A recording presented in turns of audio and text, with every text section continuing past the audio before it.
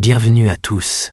Un nouvel épisode de cette série sortira chaque samedi soir à 18h pour que vous puissiez suivre l'histoire semaine après semaine. Je tiens aussi à préciser que si une version officielle du livre audio en français voit le jour, je supprimerai immédiatement cette série par respect pour l'œuvre et ses ayants droit. Sur ce, installez-vous confortablement et bonne écoute. Les magiciens, livre 1. Chapitre 2. Il s'abstint de rire. Quentin lui en serait reconnaissant par la suite. Dans l'État de New York? Répéta-t-il. À l'université, c'est ça? Je t'ai vu arriver, dit le jeune homme. Viens, il faut que tu ailles à la maison. Il jeta sa cigarette et s'éloigna sur la vaste pelouse. Il ne se retourna pas pour vérifier que Quentin le suivait, ce que celui-ci hésita à faire dans un premier temps. Puis, il eut peur de se retrouver tout seul et se hâta de le rejoindre. La pelouse était immense, autant que 5 ou 6 terrains de football. Il leur fallut une éternité pour la traverser. Le soleil tapait sur la nuque de Quentin. « Comment tu t'appelles » lui demanda le jeune homme, sur un ton trahissant un manque total d'intérêt. « Quentin ? Et d'où viens-tu » ? « De Brooklyn. »« Quel âge as-tu » ? « 17 ans. »« Moi, c'est Elliot. »« Épargne-moi les autres détails. Je ne veux rien savoir. Je ne tiens pas à m'attacher. » Quentin dut presser l'allure pour rester au niveau d'Elliot. Il y avait quelque chose d'anormal dans son expression. Il se tenait bien droit, mais sa bouche était tordue sur le côté. Elle figeait son visage dans une grimace révélant des dents qui poussaient selon des angles improbables. On aurait dit le rescapé d'un accouchement difficile, durant lequel la sage-femme aurait usé d'un forceps défectueux. Toutefois, malgré son étrange apparence, Elliot semblait investi d'une assurance décontractée qui donnait envie à Quentin de devenir son ami, voir son portrait craché. De toute évidence, il faisait partie de ces gens qui sont en accord parfait avec le monde. Un être vif et agile, là où Quentin se sentait balourd et essoufflé, à un point tel que l'humiliation le gagnait déjà. « C'est quoi cet endroit » demanda-t-il. « Tu vis ici ? À Brick Hills, tu veux dire » répliqua l'autre, un rien hautain. « Oui, en quelque sorte. » Ils étaient parvenus au bord de la pelouse. Si on peut appeler ça vivre. Elliot franchit une brèche ouverte dans une haie, et en le suivant, Quentin déboucha dans un labyrinthe ombragé. On avait taillé les buissons qui le composaient pour tracer des couloirs étroits, aux ramifications fractales, qui aboutissaient de temps à autre à des cours et des alcôves obscures. La végétation était dense au point d'en devenir impénétrable, mais, ici et là, un rayon de soleil parvenait à projeter une bande jaune sur le sol. Ils passèrent près d'une fontaine gazouillante, d'une statue en pierre blanche ravagée par la pluie. 5 bonnes minutes s'écoulèrent avant qu'ils ne sortent du labyrinthe, se glissant entre 2 hauts buissons, en forme d'ours dressés sur leurs pattes postérieures, pour déboucher sur une terrasse de pierre, à l'ombre de la grande maison que Quentin avait aperçue dans le lointain. Sous l'effet de la brise, l'un des ours parut pointer son museau sur lui. « Le doyen va descendre t'accueillir dans 1 minute, » déclara Elliot. « Laisse-moi te donner un conseil. Assieds-toi ici. » Il désigna un banc délavé par la pluie, s'adressant à Quentin comme à un chien affectueux, et fais comme si tu étais à ta place. Et si tu lui dis que tu m'as vu cloper, je te bannirai dans le dernier cercle de l'enfer. Personnellement, je n'y ai jamais mis les pieds, mais, à ce qu'on m'a dit, c'est encore pire que Brooklyn. Elliot disparut dans le dédale végétal, et Quentin s'assit sagement sur le banc. Il fixa les dalles de pierre grise entre ses souliers noirs, son sac à dos et son manteau posé sur ses cuisses. Tout ceci est impossible, se dit-il non sans lucidité. Il visualisa ces mots. Mais il ne semblait affecter en rien le monde qui l'entourait. Il avait l'impression d'être parti dans un trip plutôt agréable. Les dalles étaient ornées de motifs évoquant des plantes grimpantes, à moins qu'il ne s'agisse d'une complexe calligraphie, érodée jusqu'à en être illisible. De minuscules grains de poussière dérivaient dans les rayons de soleil. Si c'est une hallucination, songea-t-il, elle est en haute définition. Le plus étrange dans tout ça, c'était le silence. Il avait beau tendre l'oreille, il n'entendait aucun bruit de moteur. Comme s'il se trouvait dans un film dont on aurait coupé la bande-son. Une porte-fenêtre tressaillit quelques secondes puis s'ouvrit. Un homme grand et corpulent, vêtu d'un costume de toile, s'avança sur la terrasse. « Bonjour », dit-il. « Vous êtes sans doute Quentin Coldwater. » Il parlait d'une voix châtiée, s'abstenant toutefois d'imiter l'accent anglais, sans doute par modestie. Il avait un visage rond et affable, des cheveux blonds clairsemés. « Oui, sir. » Avant ce jour, jamais Quentin n'avait donné du « sir » à un adulte, mais cela lui semblait approprié. Bienvenue à l'école de Breakbills. Vous avez entendu parler de nous, je suppose? En fait, non. Eh bien, nous vous proposons de passer un examen d'entrée. Est-ce que vous acceptez? Quentin ne savait que répondre. Cette question ne faisait pas partie de celles qu'il avait bûchées en vue de son entretien. Je ne sais pas, dit-il en battant des cils. Je veux dire, je n'en suis pas sûr. Réponse parfaitement compréhensible, sans pour autant être acceptable, j'en ai peur. Il me faut un oui ou un non. Cela ne vous engage à rien, ajouta-t-il en conclusion. Quentin fut pris d'une soudaine intuition.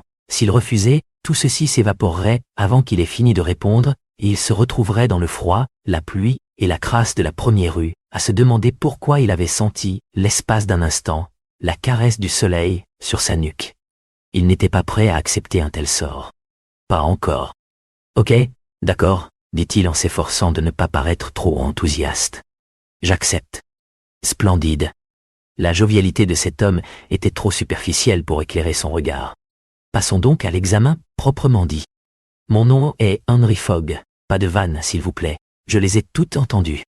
Et vous pouvez m'appeler Monsieur le directeur. Suivez-moi, vous êtes le dernier arrivant je crois bien. Quentin n'était pas d'humeur à lancer des vannes dans la maison, régnait la fraîcheur et le silence, et l'atmosphère était imprégnée d'un parfum épicé, mélange de vieux livres, de tapis d'Orient, de bois et de tabac. Le doyen le précédait, avançant d'un pas pressé. Les yeux de Quentin mirent 1 minute à accommoder. Ils traversèrent un salon aux murs recouverts de portraits de couleur sombre, un étroit couloir aux cloisons lambrissées, puis montèrent plusieurs étages pour s'arrêter devant une lourde porte en bois. Dès qu'elle s'ouvrit, plusieurs dizaines d'yeux oscillèrent et se fixèrent sur Quentin. La salle était longue, aérée et meublée de bureaux individuels disposés en rangées. Chacun d'eux était occupé par un adolescent à l'air sérieux. C'était une salle de classe, mais qui ne ressemblait en rien à celle qu'avait connue Quentin, avec leurs murs en parpaing recouverts de tableaux et d'affiches, représentant des chatons pendus à des branchages et légendés. « Accroche-toi, mon gars !» Les murs de cette salle étaient en vieille pierre. Le soleil l'inondait et elle était gigantesque. On aurait dit une illusion d'optique élaborée avec des miroirs. La plupart des élèves avaient l'âge de Quentin et correspondaient à une gamme d'expressions qui lui était familière, du cool à l'absence de cool. Mais pas tous. On comptait parmi eux quelques punks au crâne rasé, ornés d'une crête iroquoise, ainsi qu'un solide contingent de gothiques, et même un juif hassidique. Une fille trop grande avec des lunettes à monture rouge, trop grande elle aussi, décochait à tous des sourires niais. Quelques-unes des filles les plus jeunes avaient visiblement pleuré. L'un des garçons ne portait pas de chemise, et son dos était couvert de tatouages rouges et verts. « Bon Dieu !» se dit Quentin, « quels parents fallait-il pour laisser faire ça ?» Un autre était assis dans un fauteuil roulant motorisé. Un troisième était manchot. Il portait une chemise sombre dont la manche gauche était repliée et maintenue en place par une pince d'argent. Tous les bureaux étaient identiques et sur chacun d'eux était posé un carnet d'examen à couverture bleue et un crayon à papier à mine sèche. C'était la première fois que Quentin reconnaissait quelque chose depuis son arrivée. Il aperçut un siège vide vers le fond de la salle et prit place, produisant un horrible grincement quand il avança sa chaise. Il crut voir le visage de Julia au sein de la foule, mais elle détourna les yeux presque aussitôt, et de toute façon, il n'avait pas le temps de s'amuser. Face aux élèves, Monsieur le directeur Fogg s'éclaircit la gorge d'un air affecté. « Tiens, fit-il, quelques précisions avant de commencer. Un silence total est exigé pendant l'examen. Vous avez le droit de regarder ce que fait votre voisin, mais vous constaterez que les pages de son carnet seront vierges à vos yeux. Votre crayon n'aura pas besoin d'être aiguisé. Si vous voulez boire un verre d'eau, veuillez lever 3 doigts au-dessus de la tête. Comme ça. » Il fit le geste qu'il venait de décrire. Ne vous souciez pas de votre manque de préparation. Il n'existe aucune classe préparatoire pour l'examen, même si, dans un sens, il n'est pas inexact de dire que vous vous y êtes préparé toute votre vie. Il n'y a que 2 notes possibles, succès et échec. En cas de succès, vous passerez à la 2e phase de l'examen. En cas d'échec, un sort promis à la majorité des candidats, vous retournerez chez vous porteur d'un alibi plausible et d'un souvenir édulcoré de votre expérience. La durée de ce test est fixée à 2h30. Vous pouvez commencer. Se tournant vers le tableau noir, le doyen y dessina le cadran d'une horloge. Quentin contempla le carnet sur son bureau. Les pages n'étaient plus blanches. Elles se remplissaient de questions, les lettres s'écrivaient elles-mêmes sous ses yeux. Un bruit de papier froissé envahit la salle, évoquant le murmure d'un vol d'oiseaux dans le ciel. Les têtes se baissèrent à l'unisson. Quentin reconnut ce mouvement. Une armée de premiers de la classe se retroussant les manches pour attaquer une épreuve décisive, pas de problème, il était dans son élément. Il n'avait pas prévu de passer le reste de l'après-midi, ou de la matinée, aucune importance à passer un test portant sur un sujet inconnu, dans un établissement scolaire inconnu, au sein d'une zone climatique inconnue, où on était encore en été. Il aurait dû se trouver à Brooklyn, en train de se geler les miches et de s'entretenir avec un examinateur du 3e âge, hélas décédé. Mais la logique de sa situation présente anéantissait ses autres préoccupations, si fondées soient-elles. Et jamais il ne discutait avec la logique.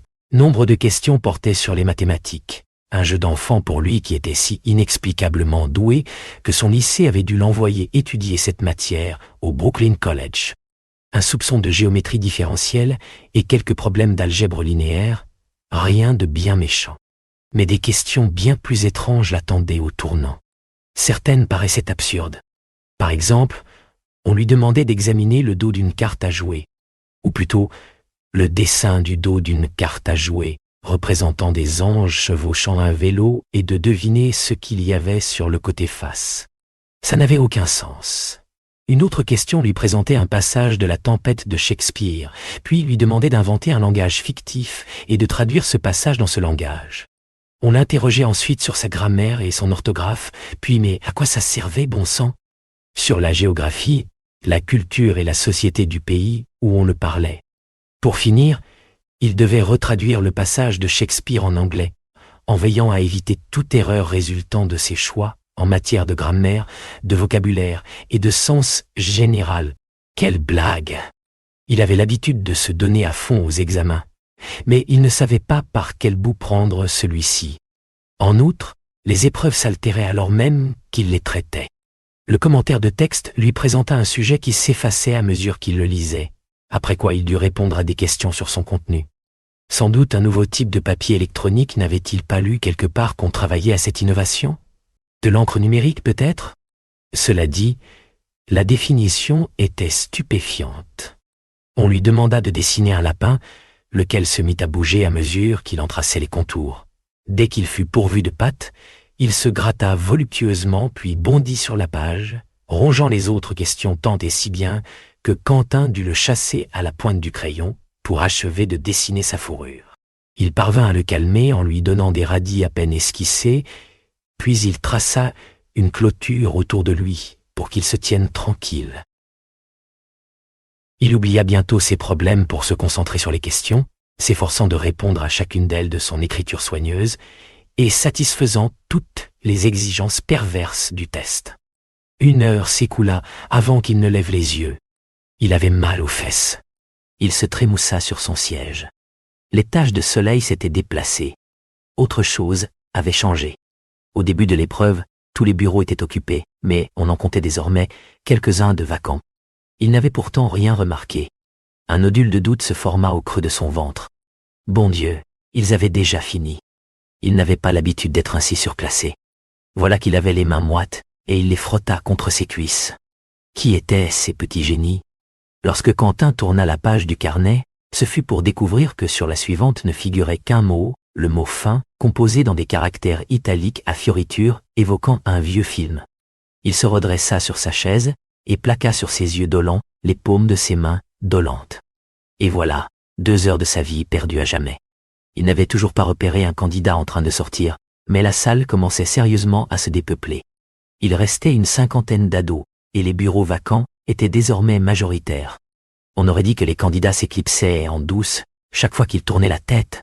Le type au tatouage était toujours là. Mais il devait avoir fini, ou peut-être renoncé, car il se contentait désormais de boire comme un trou.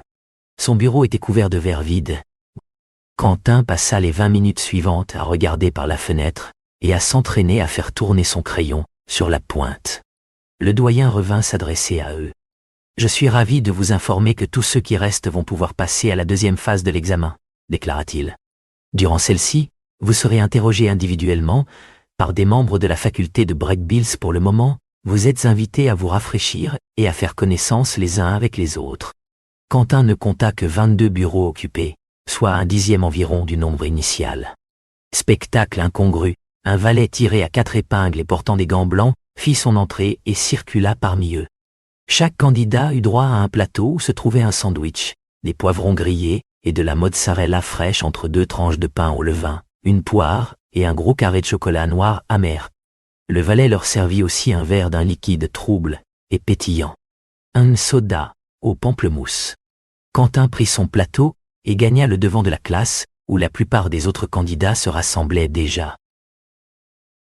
Il était tellement soulagé d'avoir survécu à l'épreuve, que c'en était pathétique, bien qu'il fût incapable d'expliquer sa réussite, pas plus d'ailleurs que l'échec des autres, et qu'il n'eût aucune idée de ce qui l'attendait.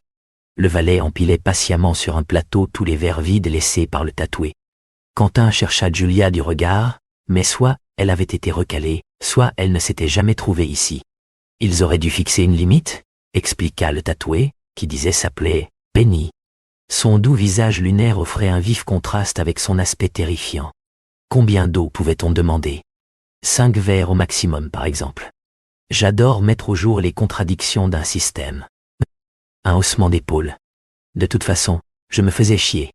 Le carnet m'a dit que j'avais fini au bout de 20 minutes. 20 minutes? Répéta Quentin, partagé entre l'envie et l'admiration.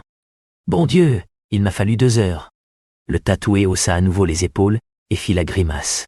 Qu'aurait-il pu ajouter? Parmi les candidats, la camaraderie le disputait à la méfiance, certains échangèrent leurs noms, leur ville de résidence, et quelques remarques prudentes sur l'examen, mais plus ils comparaient leurs expériences, plus ils constataient que chacun avait passé des épreuves qui lui étaient spécifiques. Ils venaient de tous les coins du pays, excepté 2 Inuits demeurant dans la même réserve du Saskatchewan. Lorsqu'ils évoquèrent l'itinéraire qu'ils avaient suivi pour arriver ici, ils se rendirent compte que, s'il n'y en avait pas 2 d'identiques, ils présentaient néanmoins entre eux de troublantes ressemblances. L'un était allé chercher un ballon dans une ruelle déserte, un autre une chèvre dans un fossé, un troisième avait suivi un câble surnuméraire dans la salle d'informatique de son lycée, ce qui l'avait conduit dans une remise qu'il n'avait jamais vue avant ce jour. Ensuite, tous avaient découvert l'immense pelouse écrasée par un soleil estival, et quelqu'un les avait menés à la salle d'examen. Dès la fin de la pause déjeuner, les professeurs firent leur apparition pour appeler les candidats. Comme on avait opté pour l'ordre alphabétique, 2 minutes à peine s'écoulèrent avant qu'une quadragénaire à la mine sévère et aux longs cheveux noirs prononce le nom de Coldwater. Quentin la suivit dans une étroite salle aux murs lambrissés et aux grandes fenêtres qui lui permettaient d'admirer le gazon depuis une surprenante hauteur. Dès qu'elle eut fermé la porte, il cessa de percevoir les propos qu'examinateurs et candidats échangeaient dans la salle voisine. 2 chaises se faisaient face de part et d'autre d'une table en bois trapue et fatiguée. Quentin se sentit pris de vertige, comme s'il regardait la scène à la télévision. Ridicule. Mais il s'ordonna d'être attentif. Il participait à une compétition, et il était un gagnant. C'était ainsi qu'il se définissait, et il devinait en outre que l'enjeu était de taille. Sur la table était posé un paquet de cartes à jouer, et une douzaine de pièces de monnaie. « On me dit que vous aimez les tours de magie, Quentin, » dit la femme. Elle avait un léger accent, européen sans doute, qu'il ne parvenait pas à identifier. « Islandais? Montrez-moi ce que vous savez faire, » conclut-elle. En fait, Quentin adorait les tours de magie. Il avait commencé à s'y intéresser 3 ans plus tôt, en partie motivé par ses lectures mais surtout désireux de pratiquer une activité extrascolaire qui ne l'amènerait pas à fréquenter des gens. Il avait passé des heures sur son iPod pour apprendre à battre les cartes, à manipuler les pièces de monnaie et à faire apparaître des fleurs au bout d'une baguette, en proie à un profond ennui mais libéré de toute obligation émotionnelle. Il visionnait sans se lasser des bandes vidéo, aussi pourries que des films porno, où des croulants disséquaient leur tour de passe-passe devant un décor réduit à un drap tendu. C'était sinistre, répétitif et décevant. Et il s'était défoncé pour maîtriser le sujet. Près de chez lui, se trouvait une boutique qui vendait des accessoires pour prestidigitateurs, ainsi que des produits électroniques bas de gamme, des jeux de plateau poussiéreux, des pet rock et des farces et attrapes. Ricky, le gérant, un type qui portait la barbe et les favoris, mais pas la moustache, ce qui lui donnait des allures de fermier amiche, avait consenti à lui fournir quelques tuyaux. L'élève avait très vite dépassé le maître.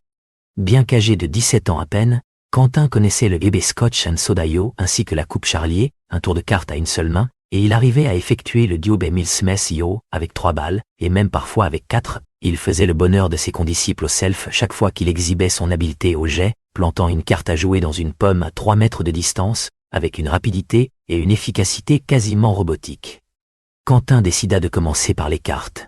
Comme il était fier de son talent pour les battre, il préféra le mélange faro à la méthode classique. Au cas où, pas de danger, son examinatrice aurait été en mesure d'apprécier la difficulté de l'exercice, il passa en revue ses numéros habituels, conçus pour faire la démonstration de tous ses points forts, fausse coupe, faux mélange, levée, escamotage, carte forcée, entre 2 tours. Il battait le jeu en avalanche d'une main à l'autre. Il avait conçu tout un boniment pour meubler le silence, mais il lui parut bien dérisoire dans cette belle salle paisible, en présence de cette belle femme digne. Les mots lui manquèrent. Il finit par se taire. Les cartes chuchotaient, claquaient dans le silence. L'examinatrice les observait avec attention, en choisissait une quand il le lui demandait, sans paraître surprise quand il la retrouvait contre toute attente, au sein d'un paquet bien mélangé, ou alors dans sa poche, ou encore au milieu du néant. Il passa aux pièces de monnaie. C'étaient des pièces de 500 toutes neuves, bien meulées et au bord affûté. Comme il ne disposait pas d'accessoires, ni foulard, ni gobelet, il se contenta de tours purement manuels, ce qui ne l'empêchait pas de briller. L'examinatrice l'observa en silence durant 1 minute, puis lui posa soudain une main sur le bras. « Refaites celui-ci » demanda-t-elle. Il obtempéra. C'était un tour des plus anciens, la pièce vagabonde, durant lequel la pièce en question. En fait, il y en avait 3, passées inexplicablement d'une main à l'autre. Il commençait par la montrer au public, puis la faisait disparaître à plusieurs reprises. Elle réapparaissait, pour s'évanouir aussitôt après, alors qu'elle reposait au creux de sa main, parfaitement visible. En fait, le tour consistait en une succession d'escamotages, classiques, mais rigoureusement construites, épicées d'une utilisation audacieuse. Des images rémanentes, recommencées. Il s'exécuta. Elle l'interrompit en plein milieu, là. « Il y a une erreur. Où ça ?» dit-il en fronçant les sourcils. « C'est comme ça qu'on fait. » Elle plissa les lèvres et secoua la tête. Puis, saisissant 3 pièces devant elle et sans la moindre hésitation, sans même avoir l'air d'accomplir une prouesse, elle exécuta la pièce vagabonde à la perfection.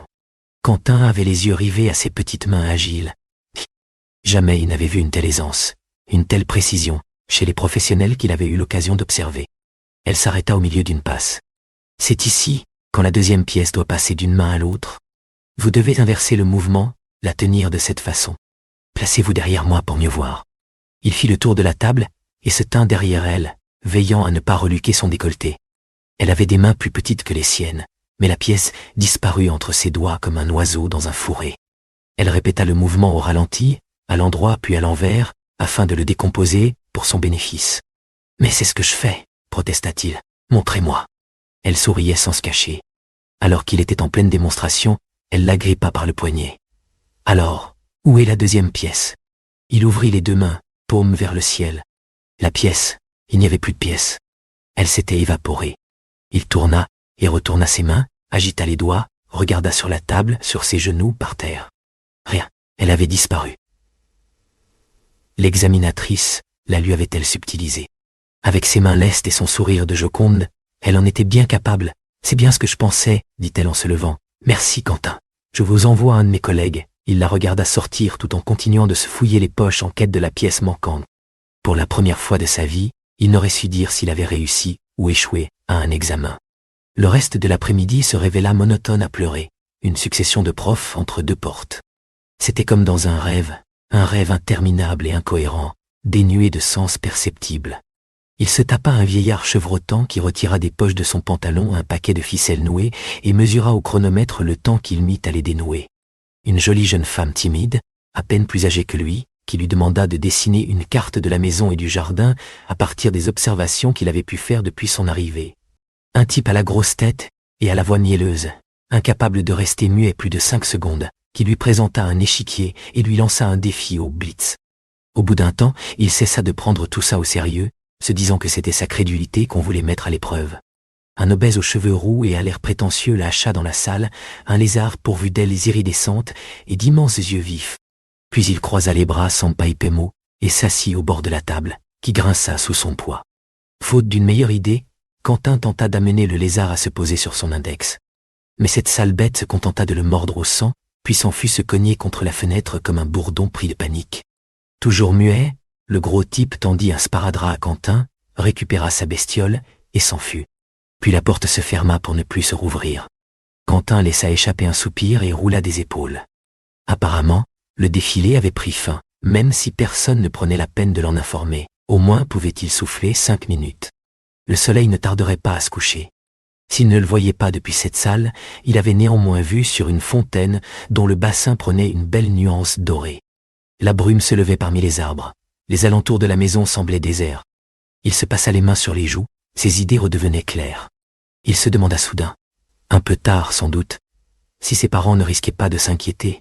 En temps normal, il se souciait peu de ses allées et venues. Mais il ne fallait pas trop pousser. Cela faisait des heures qu'il aurait dû être rentré. Peut-être pense-t-il que son entretien s'était prolongé, quoiqu'il y ait peu de chance pour qu'il se souvienne de celui-ci. D'un autre côté, si c'était l'été ici, peut-être que l'école n'avait pas encore commencé. La brume qui lui emplissait l'esprit depuis le début de l'après-midi commençait à se dissiper. Il se demanda s'il ne courait pas un quelconque danger. Si tout ceci n'était qu'un rêve, il finirait tôt ou tard par se réveiller. Derrière la porte, il entendit des pleurs. Ceux d'un garçon bien trop grand pour chialer en public. Un prof s'adressait à lui d'une voix ferme et posée, mais il ne pouvait ou ne voulait cesser de pleurer. Quentin s'efforça de ne pas y prêter attention, mais c'était un bruit dangereux, une menace pour sa virilité et son sang-froid d'adolescent chèrement gagné. Un bruit qui exprimait une terreur sous-jacente. Sanglots et voix s'estompèrent à mesure qu'adultes et adolescents s'éloignaient. Quentin entendit résonner la voix du doyen, sèche et glaciale, refoulant sa colère, dans un sens ou dans l'autre. « Je crois que cela m'est égal. » La réponse de son interlocuteur était inaudible. « Si nous n'avons pas de quorum, nous les renverrons tous chez eux et sauterons une année. » La politesse de Fogg commençait à s'effriter. Rien ne me comblerait davantage. Nous pourrons reconstruire l'observatoire. Reconvertir l'école en asile pour professeurs frappés de sénilité. Dieu sait que nous n'en manquons pas. Inaudible. Il y a un 20e, Mélanie. C'est la même chose tous les ans, et nous fouillerons tous les lycées, tous les collèges et tous les centres de détention du continent, jusqu'à ce que nous l'ayons trouvé. Dans le cas contraire, je remettrai ma démission avec joie, et ce problème deviendra le vôtre. Je serais ravi de vous le refiler. À vrai dire, je ne vois rien qui me ferait plus plaisir. La porte s'entr'ouvrit d'un iota, et l'espace d'un instant, un visage renfrogné apparut aux yeux de Quentin. C'était l'examinatrice du début, la femme aux cheveux noirs et aux doigts agiles. Il voulut lui demander la permission de téléphoner. Son mobile ne captait strictement rien, mais referma la porte. Agaçant. Est-ce que l'épreuve était finie? Il fit la grimace. Pourtant, il n'avait rien contre les aventures, mais ça commençait à bien faire. La pénombre régnait dans la salle. Il chercha un commutateur du regard, mais en vain. D'ailleurs, il n'avait pas vu un seul appareil électrique depuis son arrivée. Ni téléphone, ni lumière, ni pendule. Ça faisait un bail qu'il avait digéré son sandwich et son carré de chocolat, et il commençait à avoir faim. Il se leva pour aller près de la fenêtre, où il faisait moins sombre. Les vitres étaient déformées, parlez-en. Était-il le dernier candidat encore présent? Pourquoi mettait-il si longtemps à se décider? Le ciel était un dôme bleu roi, grouillant de tourbillons d'étoiles, des étoiles à la Van Gogh, qui lui seraient restées invisibles à Brooklyn du fait de la pollution lumineuse. Il se demanda à quelle distance de New York il se trouvait, ce qui était arrivé au bout de papier qu'il avait cherché en vain à rattraper. Sans parler du carnet de notes qu'il avait laissé dans son sac à dos, au pied de son bureau, il regrettait de ne pas l'avoir pris. Il imagina ses parents préparant le dîner à la cuisine, s'activant au fourneau, son père fredonnant une chanson ringarde, 2 verres de vin rouge sur le plan de travail. Il lui aurait presque manqué. La porte s'ouvrit sans prévenir, et le doyen fit irruption dans la salle, sans cesser de parler à la personne qui le suivait. « Un candidat, très bien, lança-t-il d'une voix sarcastique. Allons voir un candidat, et apportez des bougies, nom de Dieu. » Il s'assit devant la table. Sa chemise était trempée de sueur.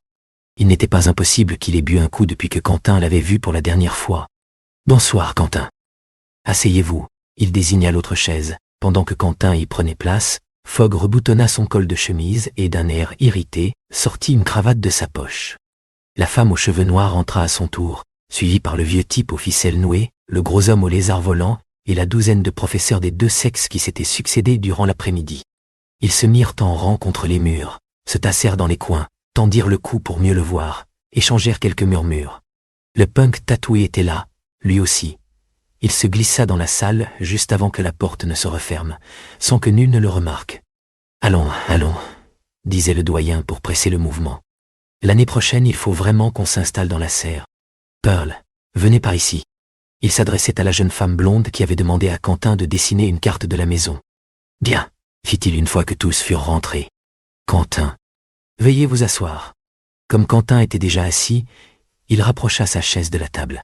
Le doyen Fogg prit dans une poche un paquet de cartes encore emballées, et dans l'autre un rouleau de pièces de 500, une vingtaine à peu près, le posant avec une telle véhémence qu'il s'effondra aussitôt. Tous deux entreprirent de ramasser les pièces. Bien, allons-y, dit Fogg en claquant des mains, pour les frotter aussitôt l'une contre l'autre. Montrez-nous un peu de magie. Il se carra dans sa chaise, et se croisa les bras.